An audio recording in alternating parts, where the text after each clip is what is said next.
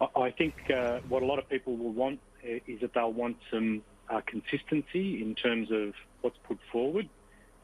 While I can understand that some states are going to be making their decisions according to what they believe is right for them, this really does indicate a need for national leadership to be able to harmonise and make as consistent as possible those rules so that we don't have parents confused. And I think that's one of the big hurdles at this point in time, is making sure that we actually do have that consistency so that people have got a greater deal of confidence in responding to what is an extraordinary set of circumstances.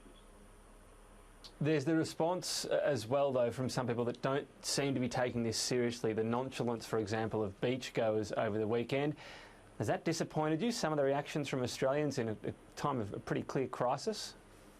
Well, I think it's pretty difficult for people to be able to make some calls because they're getting mixed messages at a national level.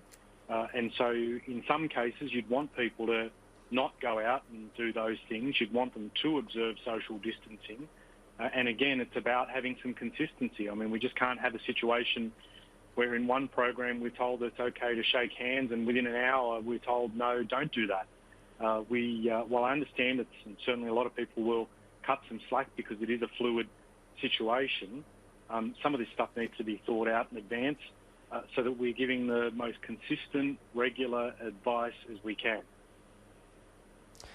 Anthony Albanese is saying anything you think you'll be doing in a week, do it now. How does that sit then with what the Prime Minister Scott Morrison was saying a bit more than a week ago, and it's moving quickly, that he would still go to the NRL over that weekend? He didn't end up going, but how does that message sit with voters?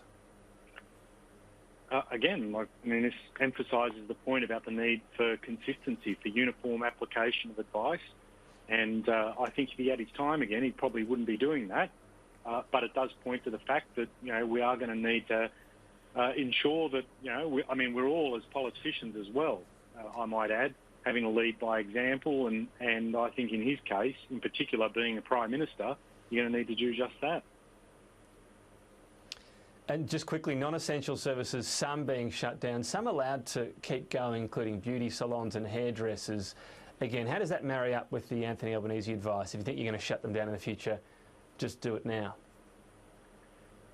I would want to be careful. Well, obviously, let me make 2 points. One is obviously exactly in terms of what Anthony was saying. If people know, or if governments know that something is likely to have to be taken as a decision, that be done as soon as possible or flagged so people can prepare. But certainly too, we need to take on board the advice of the health authorities as, again, given that it is a fluid situation, people are going to need to obviously move quickly once the information and advice becomes clearer.